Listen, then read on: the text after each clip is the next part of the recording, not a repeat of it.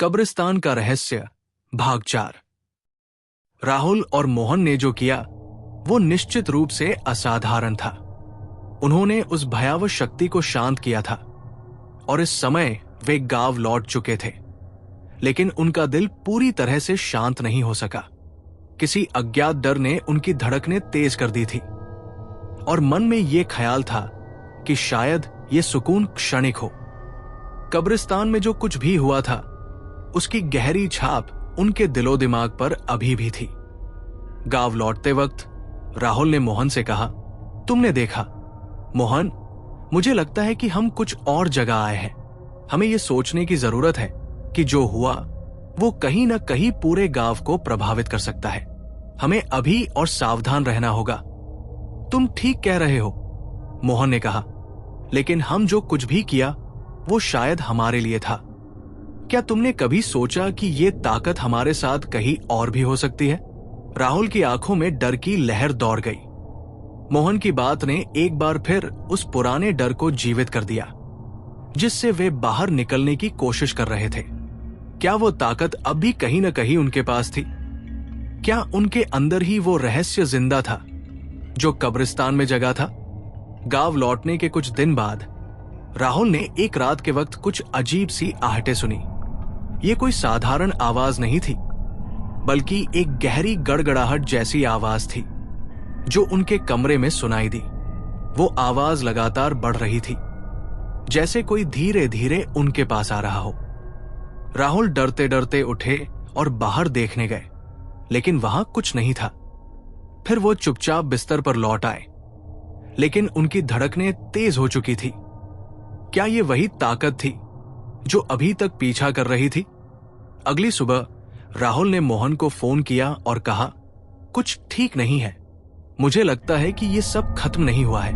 मोहन की आवाज भी घबराई हुई थी। क्या तुमने रात को कुछ महसूस किया था? मुझे भी कुछ अजीब लगा। जैसे ही मैं सोने की कोशिश कर रहा था, मुझे लगा कि कमरे में कोई और भी है। यह सुनकर राहुल का दिल बैठ गया। क्या यह वही ताकत थी जिसे वे शांत करने में सफल हुए थे, या फिर इस बार कुछ और भी खतरनाक था? दोनों ने फिर से दयाशंकर दादा से मिलने का फैसला किया। वो जानते थे कि अब उन्हें कुछ खास कदम उठाने होंगे, क्योंकि जो कुछ भी हुआ था वो केवल एक शुरुआत हो सकती थी।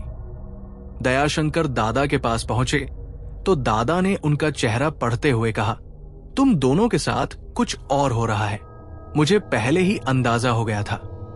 वो ताकत अब तुम्हारे भीतर ही है, तुमसे कुछ जुड़ी हुई है, और जब तक तुम उस रहस्य को पूरी तरह नहीं समझ पाओगे वो तुम्हारे पीछे रहेगी। लेकिन हम तो मानते थे कि हमने उसे शांत कर दिया था। राहुल ने कहा, अब हमें क्या करना होगा? दयाशंकर दादा ने गंभीरता से कहा, तुमने उसे शांत तो किया, लेकिन उसे पूरी तरह से बंद नहीं किया। उस ताकत को अपनी स्वतंत्रता का एहसास हो गया है और अब वो तुम दोनों के भीतर है। अगर तुम उसे फिर से कैद करना चाहते हो तो तुम्हें उसी स्थान पर जाना होगा जहां से ये सब शुरू हुआ था, कब्रिस्तान में। राहुल और मोहन ने एक दूसरे को देखा।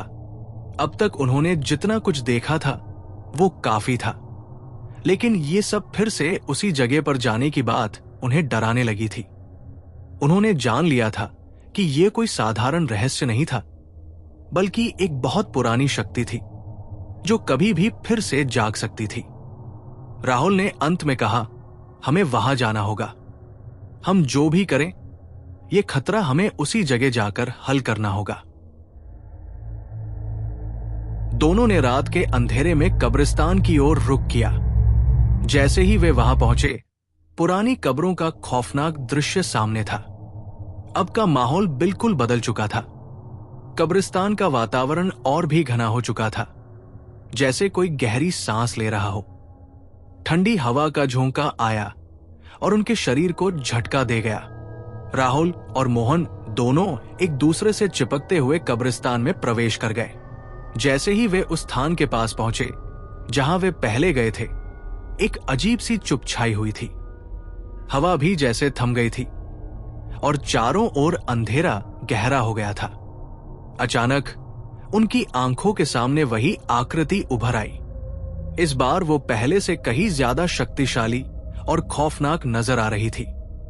उसकी आंखों में आग थी और वो धीरे धीरे उनके पास बढ़ रही थी। तुम दोनों वापस आ गए, वो कड़क आवाज में बोला। तुम्हें लगता है कि तुम मुझे फिर से शांत कर सकते हो? ये वही ताकत नहीं है जिसे तुम समझते हो। अब मैं तुम्हें कभी नहीं छोड़ूंगा। राहुल और मोहन का दिल तेजी से धड़कने लगा, लेकिन इस बार वे डरने के बजाय पूरी तरह से सतर्क हो गए थे। राहुल ने घबराते हुए कहा, हम फिर से तुम्हारे सामने खड़े हैं, लेकिन हम इसे खत्म करना चाहते हैं। अब हम तुमसे डरने वाले नहीं हैं। क्या तुम ये सचमुच मानते हो? आकृति हंसी के साथ बोली, तुम दोनों के भीतर वही ताकत है जिससे तुम डरते हो। अब कोई रास्ता नहीं बचा है। उसकी आवाज के साथ ही एक भयंकर तूफान उठ खड़ा हुआ। ठंडी हवा ने उनके शरीर को जकड़ लिया और चारों ओर अजीब सी गूंजने लगी। अचानक चारों ओर रोशनी की तेज लहर दौड़ी और एक भयंकर ऊर्जा का अनुभव हुआ। लेकिन तभी राहुल और मोहन ने एक दूसरे की ओर देखा और बिना डर के मंत्र का उच्चारण करना शुरू किया। जैसे ही वे मंत्र पढ़ने लगे, पूरी जगह में एक हलचल हुई और वो शक्ति कमजोर होने लगी। उस रहस्य का अंत नजदीक था, लेकिन अभी भी एक अंतिम संघर्ष बाकी था। राहुल और मोहन ने जैसे ही मंत्र का उच्चारण करना शुरू किया, उनकी आंखों के सामने अजीब सी हलचल होने लगी। हवा की सरसराहट तेज हो गई और कब्रिस्तान का खौफनाक अंधेरा और भी गहरा हो गया। उनकी आत्माएं पूरी तरह से थरथरा रही थी, लेकिन उन्होंने हार मानने का नाम नहीं लिया। वे जानते थे कि अगर आज वे पीछे हटे तो ये शक्ति उन्हें कभी चैन से नहीं जीने देगी। आकृति की आवाज अब गहरी और ध्वनि में विकृत हो गई थी। तुम दोनों सोचते हो कि तुम मुझे खत्म कर सकते हो? वो घृणा से बोली। तुम दोनों के भीतर वही डर है जिससे तुम भाग रहे हो। जब तक तुम इसे पूरी तरह नहीं समझ पाओगे, तब तक मैं तुम्हारे साथ रहूंगा। लेकिन राहुल और मोहन के चेहरों पर अब डर का कोई निशान नहीं था। उन्होंने एक दूसरे की आंखों में विश्वास देखा और उनकी आंतरिक शक्ति अब पूरी तरह से जागृत हो चुकी थी। हमने तुम्हें समझ लिया है, राहुल ने दृढ़ आवाज में कहा। अब हम तुम्हारा सामना करेंगे। तभी अचानक कब्रिस्तान में एक जबरदस्त धमाका हुआ। अंधेरे में तेज सीधी रेखाएं दौड़ने लगी और हवा में एक खौफनाक सी गूंज गूंजने लगी। ये वे आवाजें थी जिनसे दोनों डरते थे, लेकिन इस बार उन्होंने अपना डर पूरी तरह से काबू किया था। वे जानते थे कि अगर अब उन्होंने थोड़ी सी भी कमजोरी दिखाई तो ये ताकत हमेशा के लिए उन पर हावी हो जाएगी। राहुल और मोहन ने एक साथ पूरी ताकत से मंत्र का उच्चारण करना जारी रखा और फिर अचानक एक तेज प्रकाश की लहर ने पूरी कब्रिस्तान को घेर लिया। यह प्रकाश इतना तेज था कि उसकी चमक से उनकी आंखों में जलन होने लगी, लेकिन उन्होंने आंखें बंद नहीं की। वे मंत्र पढ़ते गए और फिर एक ऐसा दृश्य सामने आया जिससे उनका दिल धड़कने लगा। आकृति की आकृति धीरे धीरे धुंधली पड़ने लगी।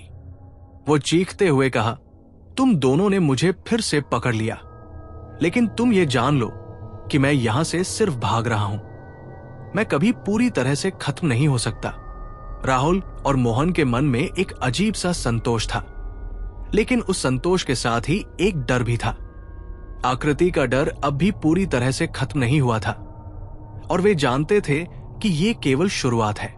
जब तक उन्होंने उस रहस्य की जड़ तक नहीं पहुंचा, तब तक ये खतरनाक ताकत कभी न कभी लौट सकती थी। फिर अचानक वो ताकत पूरी तरह से गायब हो गई। हवा की गड़गड़ाहट और तूफान की आवाजें रुक गई। चारों ओर एक गहरी चुप छा गई और कब्रिस्तान के सारे भूतिया असर एकदम खत्म हो गए। राहुल और मोहन दोनों ने एक दूसरे को देखा और राहत की सांस ली, लेकिन इस राहत के बीच उनके दिल में एक डर था जो कभी भी पूरी तरह से शांत नहीं हो सकता था।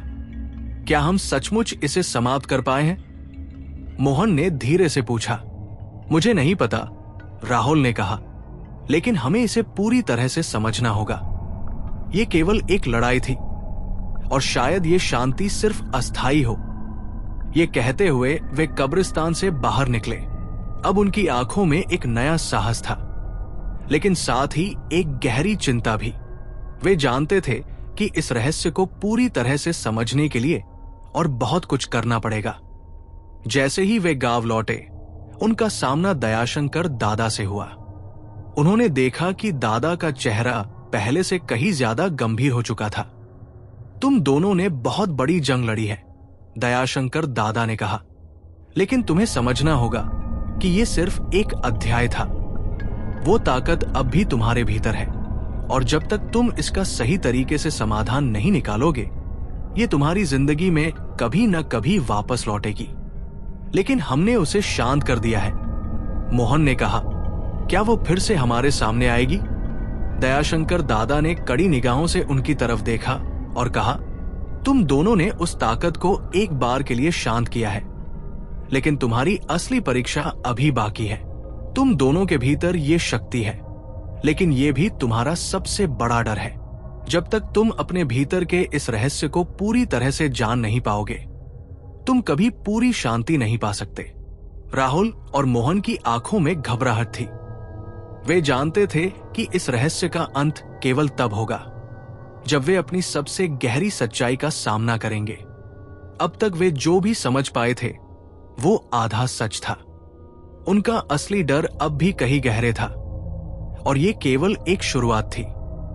राहुल ने मोहन की तरफ देखा और कहा, अब हमें अपनी पूरी यात्रा की शुरुआत करनी होगी।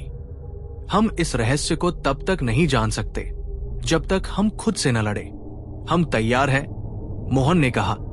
हम जो कुछ भी करने जा रहे हैं वो हमें खुद को समझने के लिए है। फिर उन्होंने दयाशंकर दादा की बातों को समझते हुए अपने नए संघर्ष का सामना करने के लिए कदम बढ़ाए। एक नई शुरुआत थी, लेकिन उन्हें इस बार ये डर समझ आ चुका था कि ये रहस्य सिर्फ एक बाहरी ताकत नहीं, बल्कि खुद उनके भीतर था।